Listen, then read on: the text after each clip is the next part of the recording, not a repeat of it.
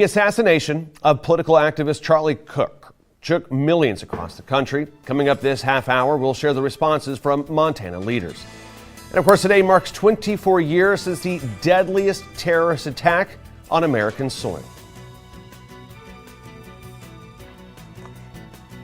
And right now you're taking a live look out of the Billings area. We are slated to see more isolated, strong to severe storms this afternoon. Those details coming up. Wake up, you gotta rise to the sun, and here it comes, it's time to make the best of what you got to give. It's all about rising, and I wanna be there.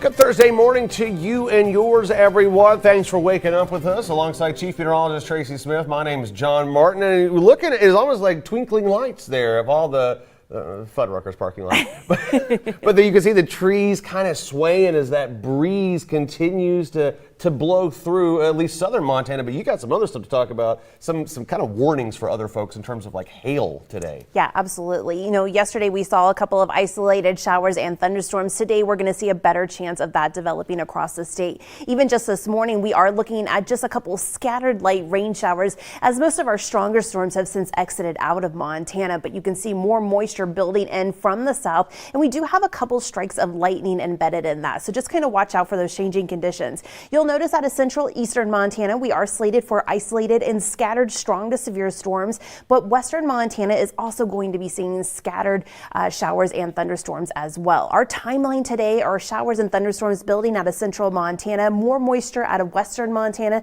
as we get into the afternoon hours, and of course that's where those strong to severe storms will settle in across central eastern areas. Tomorrow could be a day of highlighted conditions as well. Isolated strong to severe storms will develop between Livingston all the way into the eastern plains. But of course, right now we are enjoying temperatures more into the 40s and 50s out of the southwest. You're talking 50s and 60s across the rest of the state, upper 40s though out of Cut Bank. And when it comes to your daytime highs, we're looking at cooling conditions from the west, already dropping those temperatures into the mid to upper 70s, low 80s out of Billings, with possible low 90s there out of Glendive. And we've got your full weather forecast coming up here shortly. All right, Tracy, thank you very much. Of course, the biggest story across the country. At Utah Valley University yesterday afternoon, political activist Charlie Kirk was assassinated while hosting his Prove Me Wrong public debate event. Ben Winslow shares more. This incident occurred with a large crowd around. There was one shot fired and one victim. While the suspect is at large, we believe this was a targeted attack. Charlie Kirk's Turning Point USA was hosting an event here on campus when the shot was fired. I just saw it hit him in the chest, and then all of a sudden just tons of blood gushing right out where his heart is, and then he fell over and slumped down, and everybody got down and was screaming, and then we all ran.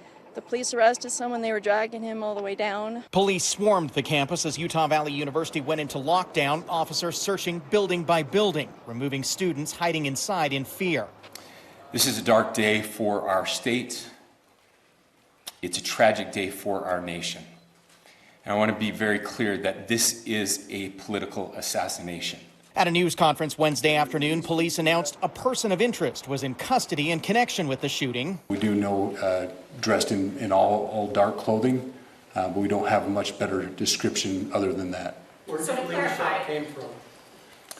The shot came from here on campus, from a location at a fair... potentially from a roof. A second person who's known to frequent political rallies was also arrested on suspicion of obstruction of justice, but is not believed to be part of the shooting. We have a person of interest in custody. The investigation is ongoing. But I want to make it crystal clear right now, to whoever did this, we will find you. We will try you. And we will hold you accountable to the furthest extent of the law. And I just want to remind people that we still have the death penalty here in the state of Utah. The Utah Department of Public Safety and FBI confirmed their person of interest in the shooting was questioned and released. Police are now asking people to share video and images from the day. We are working on setting up a digital media tip line, and as soon as it's established, we'll get that information out to everyone. Well, Governor Gianforte was in Billings yesterday. Our team spoke with him to hear his thoughts on the Charlie Kirk news. My wife and I are praying for Charlie's wife and his young children. I've known Charlie since he was a teenager. He's a dear friend, and it's a tremendous loss. He dedicated his life to bringing up the next generation of leaders in this country. And I just want to say very clearly, this sort of violence has no place in our society. Montana's senators also took to X yesterday to share their condolences to Kirk and his family. Senator Sheehy shared in part, quote, "Charlie was a good man and a patriot who fought tirelessly to make our country better," and stated that the impact of his work to encourage young people to engage in politics will be felt for years to come. Senator Steve Daines shared in part that Kirk was a friend, loving husband, a father, and a fearless leader that inspired the next generation. We are now taking a live look this morning at the 9/11 Memorial located in Lower Manhattan, as today marks 24 years since the deadliest terror attack on American soil. Nearly 3,000 people were killed in the plane hijackings that crashed into the World Trade Center towers of New York, the Pentagon, and into a field in Shanksville, Pennsylvania. Today, of course, annual memorials will be held at each of those crash sites to honor the lives lost. We'll have much more on some of the events taking place across the Treasure State throughout the day, right here on NonStop Local. We now take you to Colorado, where 2 high school students in Evergreen were shot by one of their peers.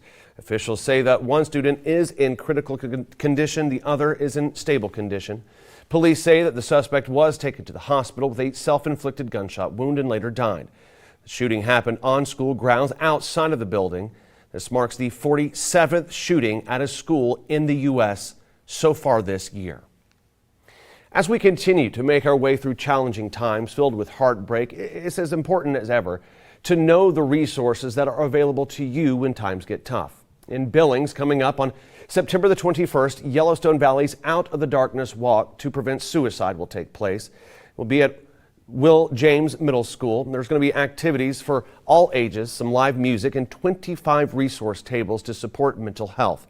It's an event that we are proud to support. Also here at NonStop Local, we are proud sponsors of Coffee for a Cause. Tomorrow from 2 to 7 p.m. at Blacksmith Coffee Company on South 20th Street West in Billings. There's going to be a raffle drawing where 15% of proceeds benefit suicide prevention. And resources are available around the state. In Gallatin County, a new adult psychiatric care facility is opening up. Michael Teeple shows more from Bozeman. The Bozeman Deaconess Regional Medical Center announced the grand opening of their new adult psychiatric unit, set to begin serving patients on September 16th. This new unit was unveiled Tuesday afternoon during a ribbon-cutting ceremony. Those at the event got the chance to tour the new facility and speak with members of the care team. I spoke with Nicole Madden, the System Director for Psychiatric Services at the Bozeman Deaconess Regional Medical Center, who said one of the major advantages of this new unit is that patients can be treated right here in Bozeman instead of traveling farther away. I would anticipate primarily our patients coming through our emergency department and will be local to our primary service area, so thinking Gallatin County, Park County, Marr County, kind of our surrounding areas. Along with being right in their community, many say the psychiatric unit is a welcome sight. Back in 2023, Bozeman Health released a survey to Gallatin County residents asking what major concerns they had in regard to the care they were receiving. Nearly half of those who responded cited mental health as an area to address. I spoke with Mackenzie Roulette, who's an inpatient therapist at the Bozeman Regional Medical Center. She says the unit is dedicated to serving adult patients who have been diagnosed with treatable psychiatric conditions through various approaches. We have a psychiatrist who will do medication management if they are interested in that. There'll be therapists like me who will work on coming up with a good discharge plan. We'll be doing some groups so they can learn coping skills, can set them up with resources once they leave. If you're interested in learning more, you can visit bozemanhealth.org or call 406-414-5000. Reporting in Bozeman, I'm Michael Teeple, NonStop Local. All right, Michael, thank you very much. It is 6:08 on this Thursday morning, so much more to come. Coming up in your next half hour, we're actually going to take you to the Magic City, where St. Vincent's Hospital has a new project underway to benefit the community. And why wait till the next half hour to look at the Magic City? We are going to expect to see a couple of more showers and thunderstorms this afternoon. Some could be strong to severe, and we'll have a closer look at those details here in just a bit.